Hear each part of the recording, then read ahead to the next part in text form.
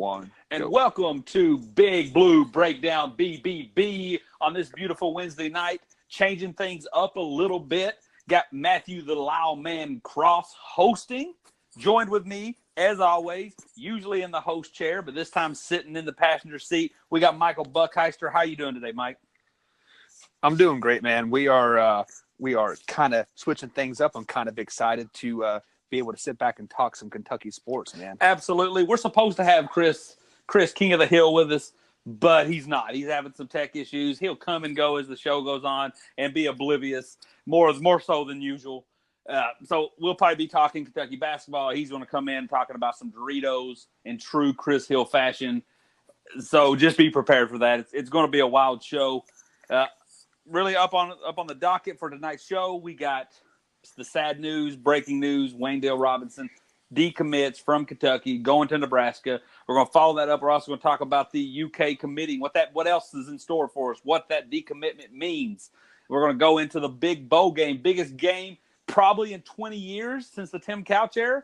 And then we're going to go into some Kentucky basketball. So let me get started. What I just said there, Mike, Wandale Robinson, just fresh off Mr. Kentucky football, committed to Kentucky, moved up to the top 100 as far as some of the recruits' eyes, and then out of nowhere, decommits and goes to Nebraska.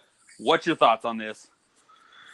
So my first thought was I was kind of bummed because we kind of need that high prolific wide receiver. You know, like I was hoping he could maybe open up the offense some. But like then I got to sit back and thinking, well, maybe it's a coaching staff thing because you know, like our offense has been kind of wrapped around Snail for the last 2 or 3 seasons, and you have AJ Rose that is going to fill that spot as well. So having a high profile wide receiver or even a high profile quarterback is going to be really tough if you don't have that high profile offense. Yes, we all like to win games, and currently when we pound the ball with Snell, we win games. You know, we won 9 games so far this season. Hopefully we'll win 10 versus Penn State here in a few weeks. But to get those high recruits like a top 100 wide receiver, we have to open up the offense at the end of the day. My only part on that, Mike, and I get what you're saying. You know, when you think this Kentucky offense, the only person who really got any love was Benny Snell, but I don't think that's through lack of trying.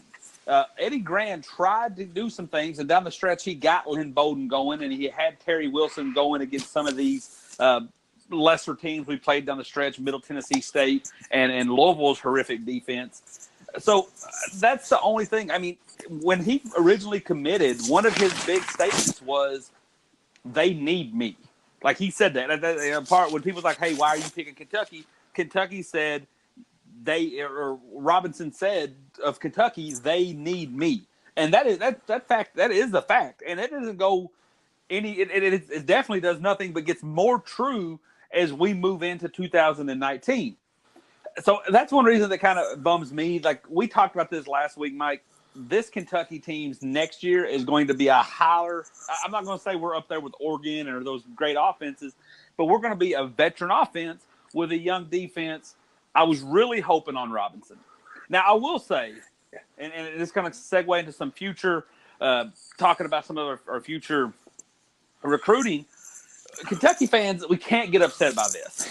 I mean, we've gotten – you want to talk frustrating, kids decommitting last minute and leaving home state. Let's look at basketball. I mean, Malik Monk was already and set to go to Arkansas. Boom, finds himself at Kentucky. Terrence Jones, Washington. Boom, finds himself at Kentucky. Archie Goodwin, Arkansas. Boom, finds himself at Kentucky. Tyler Hero, Wisconsin. Boom, finds himself at Kentucky. So we've lived high on the hog just in another sport. And look, the only question I have here is, what is it about Nebraska? Mike, you brought up a great point about it. Is it coaching? Because typically when we see this happen at UK, it's that they're decent. Kentucky recruits them, they commit, and then their senior year they develop into something amazing, and then Alabama comes and swoops them up. Texas comes and swoops them up. Georgia comes and swoops them up. Very seldom have I seen them leave us for a less tier team. Do you think that's all coaching, or do you think there was just something more to it? I think the Cornhuskers are building something great over there with Scott Frost. Scott Frost played in an era where like he was the man at the Cornhuskers for what 3 or 4 years. Like I remember watching him play, and he ran that offense so amazing. He could put the ball in the air, he could run. They ran the option, and then he became a head coach at UCF, I do believe, and he led them to a undefeated season. And that turnaround there happened so fast. Like they kind of came like they were like a struggling 4-17, 4-6 team, and then all of a sudden they're 13-0. Like what the heck happened? So I really feel like he thinks that's going to happen at Lincoln this year because the Cornhuskers are kind of coming on late. Like they came on late at the end of the season. I think they finished with 3 or 4 wins here. I mean, it was by far the worst that they've done in years, but it's a rebuilding process, and there has to be some type of promise there that he is going to get, like he is going to start this year. Maybe because we were starting to hear rumors about Mike or Stoops thinking about going to the whole Ohio State job, even though Ohio State has named their head coach. There are rumors starting to float around that Stoops is going to go to Ohio State. So maybe our recruits are hearing something like that as well, and like they don't want to take a chance of going to Kentucky and Stoops not being there. I think the Stoops to Ohio State is just a bunch of noise. Like you said, they have their man in Ryan Day. I think Stoops likes this job where it's kind of heading. Now, obviously, I'm not comparing the two, but I don't think there's a whole lot of traction to Stoops to Ohio State. But I want to, and honestly, and just a little area to disagree on. I don't see Nebraska being world beaters anytime soon. But I think you brought up a good point there in kind of the middle. And I think Kentucky fans need to sit back and enjoy that, because this is something that's not very common with the Wildcats. And that is, there's a good chance Robinson looked at this offense and looked at this team in general and said, you guys are getting some pretty big names. You guys are returning some pretty big names. You guys are coming back with a junior Lynn Bowden, with a junior Terry Wilson, with a veteran offensive line. You mentioned A.J. Rose, with some defensive guys, with a Cash Daniels, and a very winnable season next year in the SEC. There's a lot of expectations, and there's a lot of different excitement going to be here. If I go to – you heard it yourself with Benny Snell in one of his interviews, that when he chose Kentucky – and this is where I thought was ironic – when he chose Kentucky – he said he wanted to be the first step. He wanted to be one of the key concrete blocks in that building. Yes. And I think, and it's a beautiful thing, and I'm so thankful for it. Kentucky's getting to the point where we're almost established, Mike. We're almost there. Names now, say Robinson comes in and has a great career at Kentucky. He's going to be mentioned as a 3rd or 4th tier guy. When people think, remember when Kentucky turned it and became a football school, they're going to think Benny Snell. They're going to think Steven Johnson. They're going to think Josh Allen, Jordan Jones. It's going to take a little bit before you get to Robinson, where if he goes to Nebraska and puts up 1,000 yards receiving or has a Benny Snell type career, he's going to be given credit for the Nebraska turnaround. So I really think it does stink, and I hate it. But I think there's a lot of irony in it. And I think it's really a turning point for Kentucky when Mark, and we talked about this last show, Mike. This is very important for Mark Stoops because he now has to recruit, and he no longer has the underdog role. He can no longer he can no longer go to people's houses and guarantee starting positions. He can no longer sell, hey, we're 0-12, we're 2-10, help us be great, because we're already right there. Now, well, if you don't mind, let me stop you there. And if you think about this, think about the conferences for for example. Here, if he were to go to UK, he would have to play Georgia, Tennessee, and then play a Alabama or even a Auburn team in the SEC championship. If you look at the Big Ten, the only team in the Big Ten West, which the Cornhuskers are in, is a Northwestern team that they're kind of hit and miss. Yes, they had a 8-5 season, but that's kind of mediocre there. And the Huskers finished 4-8. So they win a couple of those close games that they had versus Ohio State, versus Iowa. They are right there in the Big Ten championship game almost every year. And with Urban, he is no longer a coach at Ohio State now, and Jim Harbaugh being talked about with leaving Michigan and going to the Packers. That kind of leaves the Big Ten wide open. So if you are all about winning championships and winning games and making a name for yourself, Nebraska is kind of the school to go to right now, because they are right there on that crust. They have a great young coach. He's turning it around. I mean, so his third or fourth year, they could be talked about as Big Ten championships. You can almost pencil them in. I'm not ready to give them that much love. I think they got a lot of work to do, and I think the recruits, that's why they were so hard. And it goes back to some of these kids' ego. And I'm not saying anything negative about this kid, but a lot of these big schools, and Kentucky's getting in the topics of that. When you're Alabama, and I get Michael Buckheister, a 5-star safety or a 5-star linebacker, to commit to me, I'm done with him until he gets on campus. He done gave me the thumbs up. I'm over here focusing on Christopher Hill, trying to get him to commit. I already got Buckheister in the bag. And sometimes some kids don't like that. Kentucky won him over in recruiting and then stopped recruiting because they already made the sale. Nebraska never did. And I think that's a point that we're getting to now. We saw it with DJ Jeffries in basketball. They stop recruiting them, and they start feeling left out while their other friends are getting recruited. And we could also we could both be incredibly wrong, Mike. It could be something that's not even a factor. Maybe when he went on his visit, he met a couple of guys that was going to be freshmen next year, and he hit it off with them. Maybe he came to Kentucky, and he just didn't really feel comfortable. Because if you look at it, he's going to come in next year, and if he had come to Kentucky, and everybody around him was going to be older guys, maybe he just didn't click as well.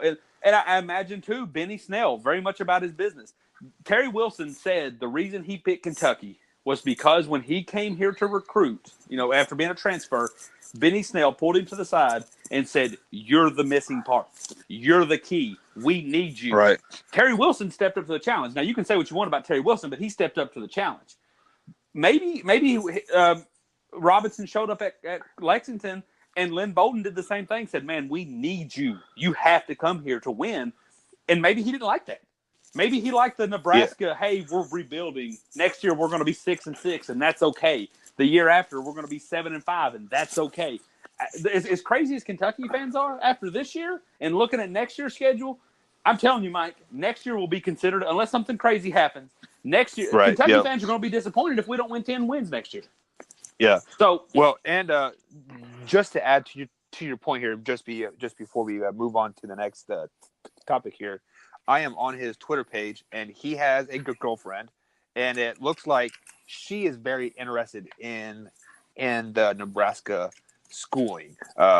It looks like she wants to become some type of engineer or something like that, and Nebraska seems to have the schooling that she wants. So we've all been young, we've all been in love, so she could very much well be that influence. Very well could be, Mike. So moving on. So Robinson's out, take him away. Before that happened, we were ranked 30th in the country according to 24/7 Sports. Robinson then got moved up in the top 100, won Mr. Kentucky. That bumped us up one spot to 29. He is no longer on the recruiting, is counted as a recruiting victory. We fell back to 33 without him. He is arguably our number one best recruit, but we still got some other guys in the bag already. We still got some other guys considering. What's your thoughts of this class without Robinson? Like the current rank, we're ranked 12th in the SEC right now. That is off of 24/7 Sports. I'm actually kind of excited to see that we've gotten some local talent. I believe there are 3 kids that are committed from the Louisville area. That Casey kid, he's a linebacker from Hallard. We actually played against him in a 7-on-7 in the summertime. And this kid is a freak athlete. You could put him at safety. You could put him at linebacker. You could put him at defensive end, and he is going to excel any which way. And like, I'm kind of excited to see him grow as a player because what we had Josh Allen. He did win the Defensive Player of the Year award this season, and I think that Casey kid can do the same exact thing as Josh Allen did as a linebacker / defensive end type of player. That is the one player I'm most excited to see. Well, play. Mike, don't get us excited yet, Mike, because we can't have our hearts broken twice. He hasn't committed to us yet. He said tomorrow. JJ Weaver committed to us, and we got Moses a couple of weeks ago at safety, and then we got some other 3-stars. So don't get us too excited. Don't be selling us on the kid. You know, he originally committed to Oregon. And ironically, if he decommitted from Oregon, and if he picks Kentucky, it's hard for us to be mad at the kid Robinson when we're over here celebrating the victory of a kid who did the same thing. And let's be honest, historically, over the last decade and 20 years, Oregon's been upper echelons compared to what we've been bringing. So, but don't get their hopes up, Mike. Well, I mean, I believe his top 3 schools are Oregon, Kentucky, and Louisville is up there too as well. And with Louisville finally getting their coach, they can maybe make a strong push for him as well.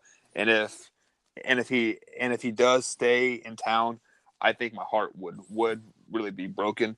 Like, I would much rather lose to Oregon than to the Cards any day. Yeah, absolutely. But I'll be honest with you. I think they say he's pretty strong our way. I'll be honest with you too. I think them not getting Jeff Brom.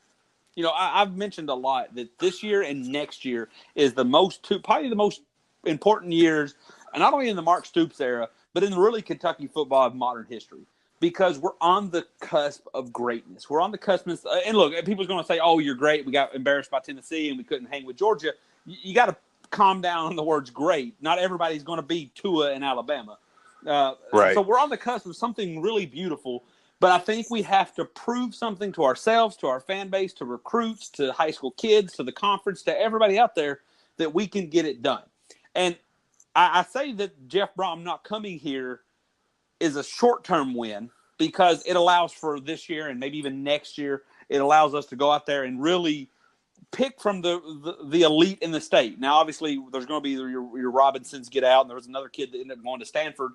But if you can win the state against your other in-state schools, that gives you more time. Now, there's going to come. I still think there's a time Jeff Brom comes to Louisville, and I think this Setterfield kid or this guy is going to do some nice things. I think he's the guy that gets them back to 7-5 and potentially 8-4. So, but he's going to do some things to take Louisville kids out of our pockets too. So this year or this class, I think is going to be a big one for Mark Stoops, and I hope that Casey's a part of it because it's going to go a long way. Yeah, he is. He 100% impressed me. Just walking, just the way he walked on the field, having a helmet on. He brought this aura around him that he lifted everybody around him to want to perform, just to perform at a higher class, just because of the way he carried himself. So it was just really impressive seeing, a senior, like a 17-year-old, like a like-year-old kid, do that in a high school, and I'm just excited to see if that can carry over to the college. aspect. Absolutely. So moving on from the kids that are coming to the ones that are already here. Had a great season. Don't care what anybody says. We talked about it. They exceeded every expectation that I could have set for them. Even worse, even best case scenario, I thought 9-3 was the best case. I thought we'd lose to Georgia, lose to Texas A&M, and then drop one somewhere in between to a road conference. We did, but I'm still extremely excited. We have a chance for win number 10, first time since 1977, Penn State on New Year's Day. I think it's a 1 o'clock kickoff in the Citrus Bowl, Orlando, Florida, home of the Disney World. What's your thoughts on the game, Mike? Well, my first thoughts are I'm hearing that Josh Allen and Benny Snell plan on playing in this game. If this is true, it makes me wonder if Snell isn't going to try to come back for a senior season. Like, I feel Josh Allen is like, I believe he's projected as a top 10 pick. If he comes back, that's kind of a not smart decision on his part, I do believe. Now, like, I don't know what is going on in his head by like any means, but if they're both playing, I think we're going to dominate this Penn State team. I just don't think it's going to be close because I don't think Penn State deserves to be there. I haven't watched a lot of their games. Like, I've seen highlights and stuff like that. But they just don't look like a solid team. So I really anticipate Kentucky's defense just manning it, just because our defense is the center point of the team. But historically, in a bowl game setting, the offenses start to go off. So I'm looking for our defense to continue being great, give up 20, maybe 25 points tops. And I would like to see our quarterback offense, the offense open up, run a little bit of hurry up, get Terry Wilson acclimated for next year, because next year he is going to be the man. He's going to have to carry the team if Snell is not there. So that's what I'm really looking forward to. But I expect Kentucky to dominate the game at the end of the day. So I enjoy your optimism there. That is refreshing. Now, a couple of things here. Josh Allen, he's a senior. He has to go. He can't come back. Oh, sorry. That's right. I'm sorry. Benny Snell, I think he's gone, but I think his key factor is he wants that 107 yards to own the all-time UK history and pass Sonny Collins. So I think that's the main focus for both these two to play. Now, I actually think in the Josh Allen situation, what we're going to see is he's going to start, he's going to play, he's going to try to dominate and win that 10th game, but I think you're going to see some more rotation than normal. With Pascal back trying to work himself back in, and with some of the freshmen, with this being a bowl game, you get a month to prepare. Most of these freshmen haven't played at all, so they're still technically good under the redshirt rule. They could come out, play as much as they want against Penn State, and that is not in any doubt or concern. They can still redshirt next year, keep all their eligibility. So I think you're going to see Josh Allen play, but I don't know if you're going to see him take as many snaps. I think, to your point, Mike, anytime it's a 3rd and long or a passing situation, you're definitely going to see Josh Allen in there. But on a 1st and 10, on when they're on their own 20 and the drive's just starting, don't be surprised if you don't see Josh Allen sitting out a little bit, getting rest. Now, also, depending on how the game goes, if the game's decided one way or the other in the second half, don't expect to see him out there. Benny Snell and the offense, on the other hand, I think it all depends on the first half. If they come out and Benny Snell takes it for an 80-yard run, boom, and he's only 27 yards away from that record, I wouldn't be surprised if they don't let Terry Wilson just sling it all over the place. If they come out, the weather might be rainy or whatever it is, and if it's a physical game and they're relying on Benny, I think they might give Benny a lot of carries. If they jump out and they're behind early and they're just loading the box and Benny can't get going, I think you'll see even less of Benny. I think both these guys are gone. Well, I know Josh Allen's gone, but I think Benny's gone too. But I think they're going to do their best to find the perfect balance of recording any kind of numerical stat they want, getting that 10th win, but also preserving their future. So I think, Benny Snell might end up with 15 carries. Josh Allen might play opposed to playing the typical 60 snaps. He might play 35, 40 snaps. And I think you're going to see a lot of that. Now, I'm concerned about Penn State's quarterback. He's a veteran guy. We've struggled against veteran quarterbacks. He can make plays with his arms and his feet. At times, Right. It's appeared as if we struggled to be flexible and stopping both. Either you're a pocket quarterback and we're going to come carry you up, or you're a scrambling quarterback and we want you to throw. I saw some concerning things against Louisville. I know a lot of passion was involved and it looked like they were trying to knock heads off, but they opened up a lot of running lanes to Malik Cunningham. That was very concerning to me. So I think Purdue can easily get what it wants to do if we're not careful. But the main thing to me is you get a month's practice. I just want to come out and see a good showing. Of course, I want to win. Of course, I want win number 10. But this is also about building for that future. I want to see some of the younger guys. I want to see a lot of Chris Oates, who's going to be a big voice, him and Cash Daniels coming in next year. I'm drawing a blank on the kid's name, the safety number 23 and Robinson number 9. I want to see those guys get a lot of play because those are our future. So I want to see those guys come in and make a difference. We've kind of alluded to this on other shows. Winning a bowl game, winning that 10th game on the season makes recruiting that much easier in the next years. So this game for us is a big win because when you have 10 wins on a season, coming to a school that has 10 wins is so much easier than going to a school that has 7 wins or 6 wins. I mean, you give us Casey tomorrow, give us another quality pickup mid-December, and then get us a nice bowl win on January 1st, and we're saying Wandale who? We're moved exactly. on, and 2019 looks so bright. And the key thing is, and with these kids, now obviously it's important to win on Saturday in the season, but I think it's equally as important to have a solid summer. If Kentucky wins that 10th win and they can beat a 12th ranked Penn State, what that does for Kentucky is in the summertime when these kids are at camp, when these kids are at these 7-on-7s, when they're at these elite tryouts with these position camps, they're talking to each other. And it doesn't really matter what Kentucky does next year as much as it matters what we do on this game to a point of the importance of the summer. Because next year on Saturdays it matters, but Monday through Friday it doesn't. The summer, if we can get some good traction this summer, and these kids are at these camps and they're man, did you see Kentucky doing some things? You see Kentucky getting 10 wins?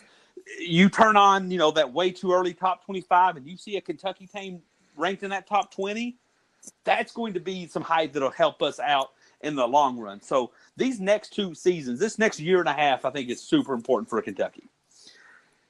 Yeah, that's good. So moving on, shutting down the field. College football season's coming to a close. We've got a great bowl season coming up. But more importantly, college basketball is heating up. Mike, I wish we was on ESPN, my friend, because we hit the nail on the head last show. We broke down. No, you guys, me and you, buddy. It was nobody else. We was in here spitting this sick game. It was me and you that called that I think this Monmouth game was going to be a blowout. From tip-off to final buzzer, Monmouth was going to be a thing of beauty. And then we warned fans, don't get caught in the mystic of UNC Greenboro sounding like a regional directional school. They're a good team. They're going to upset somebody in March, and they almost upset us in December. But they did. We got the win. Finished. We're still, I think, what are we on? We're up to 7-1. 7-1. What's your thoughts on the final 2 games that we saw? The games that we so elegantly picked right. Well, I'm going to kind of skim over that first game, just because it was such a dominating game. It is hard to really justify that because the Monmouth team, they're just not very good. They are undersized. They're underclassed. We outpowered them, out athleticized them. Now getting to UNC Greensboro here, just like what you alluded to, this team is a solid team. I believe they had 7 seniors on that team. These guys have been playing together for 4 or 5 years. They are a nice, solid team. My takeaway from that game is that we still have room to grow, but as a Kentucky team, we are starting to figure out who our 7, 8 guys are. We are starting to figure out that rotation. We are starting to come together as a team, and it is starting. It is after this all comes together and it gels. It's going to be a scary, fun team to watch, but we are also we kind of have this weak mind. Like we have never been challenged since now, and we are trying to learn how to face adversity as a team. As you know, hey, we are not the best player in the gym at like all times. So that's my takeaway is like we are going to be a strong team, but we still need to get stronger in the head game. Yeah, you got some points there, Mike. I mean, that Monmouth game, I mean, when we scheduled them, they were a decent tournament team. They just dropped off. They were 0-7 coming in. They didn't stand a shot to begin with. The Greenboro team, they were nice. We said they was going to be. They had some veterans. They had the kid Lonzo. He was scoring from everywhere. Luckily, they finally put Higgins on him and seemed to put that fire out. I think Cal is coming together, and he's going to find one or two things. He's either going to say, I'm going to find 6 to 7 guys who are going to give me their all, or if you guys listen, I can play about 9 of you, maybe even 10 if Jamal Baker ever gets back, but you got to do your role. Like Ashton Higgins, for example. I thought he played really good playing defense against the guy they called the magician. He could score from anywhere. I thought when they put Higgins on him, it was almost done for. But Higgins has to know that's his role. Higgins can't say, okay, I got the ball, let me shoot this 3, because you find yourself out of the game and we're worse defensively for it. Like John Calipari, I think, is working to send the message that says we can be 9 deep. We can play 10. We're not going to platoon. We're not going to do nothing silly. But we can play everybody. But you got to know your role, and you got to do your job. And when your minutes, like, because Quade Green only played like 6 or 7 minutes, you got to know that if you're playing, and he made some pretty big shots. I'll give him that. You got to know that, hey, tonight's your night to play 6 minutes. Give me some good shots. But tomorrow night, that's your night to play 20 minutes. I need you to give me a more complete game. Ashton Higgins, your job tonight is to smother their best player. Tomorrow night, they might be a bigger team, more foul prone. Your job is to get to the basket. Cal, but that's going to take everybody's work from Cal all the way down to every one of these last players, all the way to Johnny David. Now you talked about they need just a little bit more, and they're going to get that test. Saturday, Seton Hall, Madison Square Garden. I believe it's a noon tip-off. I think it's called the City Hoops Classic. Yep. They get a Seton Hall team, 2 7-footers.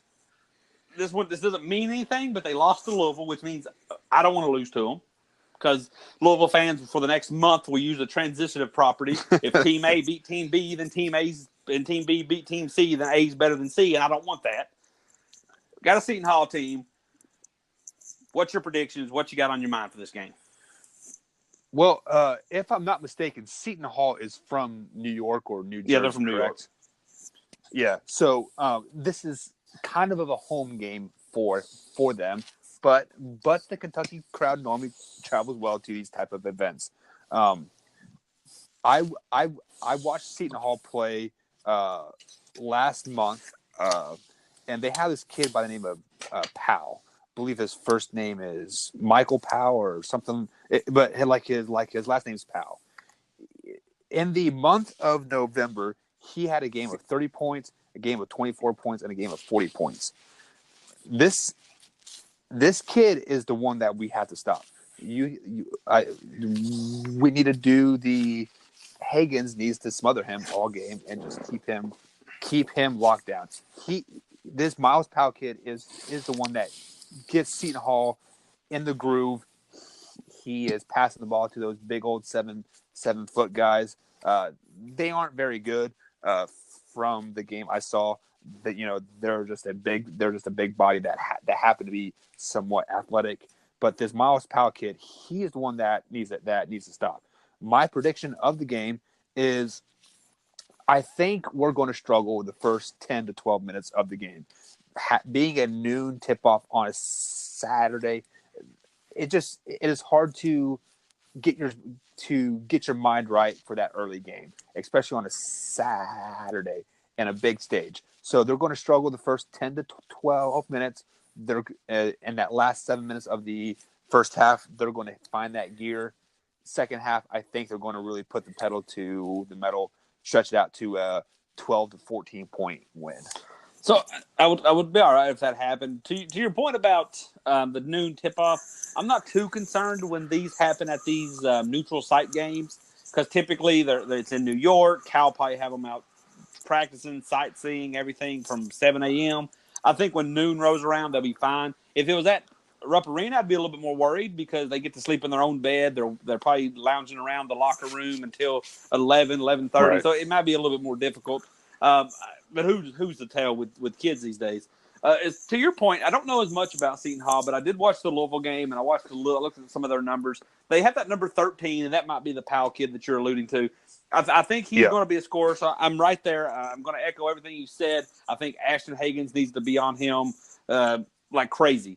Now, I look at these 7-footers. Now, I saw a little bit more finesse in these 7-footers. I thought the big one, I can't remember his name. He had a more difficult name. He was a great free throw shooter. Then they had another 7-footer who was really nice around the basket, had a decent touch, felt like could put some points up. We're going to need Nick Richards and P.J. Washington to really play good. Now, I'm not worried about Reed Travis. He's more your offensive guy. He's the guy that's going to get you some stable buckets, make some stable plays. He's going to be a solid guy. But I need more. I need Nick Richards and Nick Richards key because I think he's going to be out there with those 7-footers and those two tall trees. He's going to be out there, but he has to be careful because if you make stupid plays and they score, it's not going to look good. If he gets too aggressive and gets in foul trouble, if they go to the free throw line, that's going to equal 3 points. I think this is going to be a neck-and-neck game. I wouldn't be surprised if we go into half trailing. I do think this is going to be our first win of the season less than 10 points. Every game we've won, aside from the Duke massacre of 34 points, every game that we've won has been by double digits. I think this is going to be the first one. I think it's going to be 86-80, 78 or 78-72 type game. I don't think they're as good as us. I definitely don't think they're better than us. I think it's just one of those games that catches you off guard. We got Utah, North Carolina, Louisville coming. This is Camp Cal. You're playing a football schedule. You're literally only playing on Saturday for the next 5 games. So I think this is going to be a little bit of a tough one because Seton Hall is one of those gritty Big East teams. Those ones that everybody can just score around the basket. A guy who has ugly form is going to hit a big three. I think we're going to win. I think we're going to pull away. I think there might even be a 4 or 5 minute stretch where we go on a run and get a 9-10 point lead. But I also think this is a young team versus a gritty team, and that gritty team is going to find their way back. But I do have us winning. I'm going to go on record and go 86-80. So just kind of add to like what you're saying here, like I do think we're going to have a 5 to 7 minute stretch in the game where we look like a great championship caliber team, but we are also going to have that 3 or 4 minute span where we hit one or two shots. That is going to be the time of the game where that head game that I spoke about earlier, that is when we need to see if our heads can not overthink what's happening. We just need to play and just kind of power through that 3 or 4 minute span when like things are just not going our way. We just need to figure it out.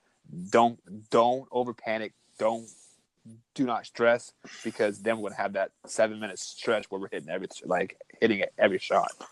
All right, Mike. So yeah, absolutely. I'm excited for the game. I want to do a thing, and this might get redundant. It might get boring. But every week I would like to incorporate a final segment for our basketball team to basically check the temperature with you, Mike. I just want and it's going to be quick. I'm going to go through the remainder of the season, and I want you to give me a win or a loss on every game. Gotcha. And what we're going to do is each week we're going to do this, and we're going to see if it differs. If you think we're going to lose 4 games, if you think there's 4 more losses in our future this week, but we come out and play horrible against Seton Hall, and then that number goes to 6, or we come out and win by 50, and maybe somebody gets hurt or something happens on another program, and then you're like, okay, maybe this is a 2-loss team. I'm going to call it a heat check. You know, the basketball, they run down, they jack up a crazy shot after they've hit a couple threes. So we're going to call it the heat check, Mike. Real quick. Don't have to put any words, win or loss, going down the record. I've already got a W for you on Seton Hall. Let's just pick up next. December 15th, Utah. I'm going to have to go with a win on that one. North Carolina, neutral site. Ooh. That's a Monday game, isn't Saturday. it? Just Saturday. It is a Saturday game? What time's that game? Come on now, Mike. It's 5:15. 5:15. You know what? I got to go Carolina. Okay, Carolina. Louisville on the 29th. I just think their experience Come on, will give me some heat. We'll talk about it when December 22nd rolls around, but give me some heat. December 29th, we got Louisville at Louisville. Don't even Cats. All right. Bama on the road. Bama on the road. First SEC game, yep. Huh? I'm going to have to go with Kentucky. All right, loving it. Texas A&M at home. Vandy at home. Cats. Georgia on the road. Ooh. Cats. Auburn on the road. I'm going to have to go with Auburn. Mississippi on that State one. at home. Cats. Kansas at home. Ooh. As of right now, I'm going to have to go with KU on that one. As much as that hurts. Does it really hurt you, Mike? Okay, you hate them. I'll give it to you. I hate KU. All right. Vanderbilt down in Nash Vegas. Cats. Florida on the road. Ooh, Cats. South Carolina at home. Cats. Mississippi State and start Vegas. I have to go with Cats on that one as well. LSU at Rupp Arena. You know, if I'm not mistaken, didn't LSU beat us last year at home? I don't think so. I think it was a close one. I remember us having a close game. Now, we may have played them twice, but I think one of them we pulled out in like a close game. Yeah, I think that's going to be a trap game for us. I'm going to have to go with LSU. In the big rub. That's a hurtful one. Tennessee. It is. Tennessee at home. You know, I'm going to have to go with the Cats. Okay, Cats probably get the upset. Missouri on the road. It is. Columbia is always hard to play, but give me the Cats. Auburn at home. Arkansas at home. Cats. Tennessee on the road. I'm going to have to go with Tennessee again. Ole Miss on the road.